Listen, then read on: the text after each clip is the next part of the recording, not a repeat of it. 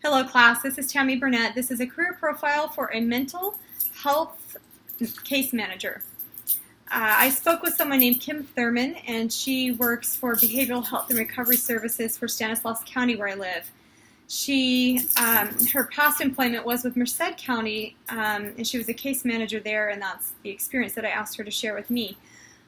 She told me that her typical caseload, so she had 25 to 50 cases in the week typically. Could vary definitely a lot from week to week. And she said her typical hours were 40 plus a few hours. She said she was known for staying a little bit long, but typical 40-hour week, 8 to 5 job. But she did say that for her, she was able to find some flexibility. She did kind of what I'm doing, and she went back to school and had children before deciding to do so. So she was able to work around her family and schedule her hours a little bit around activities that she had with her family, which I thought was really nice. And so she'd work sometimes weekends and evenings just to compensate for time that she needed to take off with her family.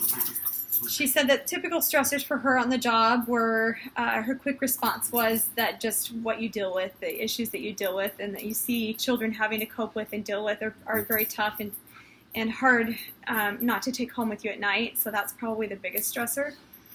And she said learning the routines and the expectations of the job initially were challenging. She mentioned particularly documenting the Child Protective Services reports was kind of her biggest hurdle, trying to figure out how that works and get through all that paperwork and have it be comfortable and flow well for her. And then benefits that she received were, her compensation was pretty good from what I know.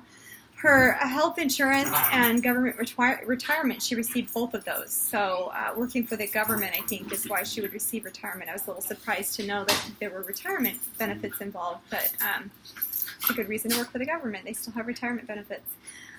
She performed everything, she said, that a licensed professional therapist might do, except for the clinical counseling. So she provided linkage to required services, so kind of facilitated between the different professionals, and she developed and implemented therapy groups. She set up weekly or as needed appointments to check on children's progress at school and to help implement behavioral strategies and goals. So she was able to go and visit them in their natural element at school and kind of check in with the teachers and the other administrators as to how the kids are progressing and how they're doing. So I thought that was kind of interesting as well. It wasn't an office job strictly.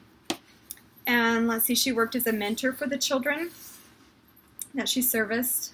So she was an advocate for their needs, and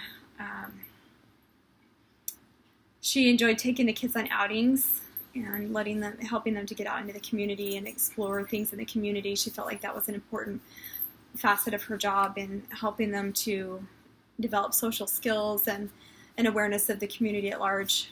And she also helped to develop youth programs and to implement them with the kids that she worked with. She documented the progress that they made toward goals, and she told me that she considered her work to be sort of an apprenticeship for clinical therapy counseling prior to finishing up her master's degree in psychology. So I thought that was kind of fun to hear that there is so much you can do with just a bachelor's degree. I really felt like I'd be very limited with just a bachelor's degree in the field, but essentially you can do almost anything a therapist can do, it sounds like.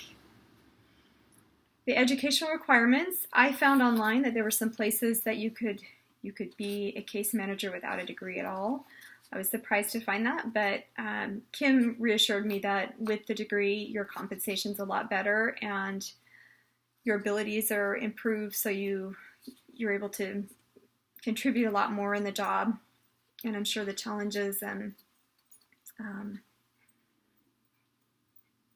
enjoyment of the job would also increase.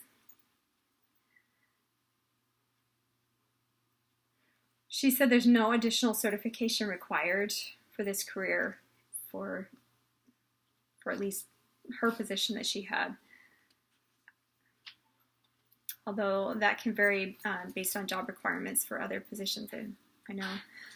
So the starting salary range I found on Indeed.com would be starting around $24,000 per year. Kim told me her salary is $40,000. I thought that was a pretty good compensation for just having an undergrad, and that would be toward the higher end of the pay scale.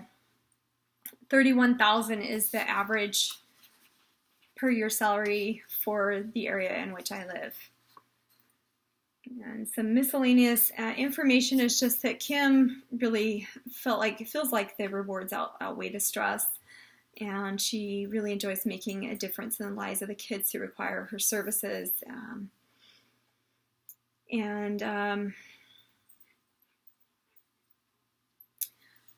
I will just leave it at that. Thanks for tuning in.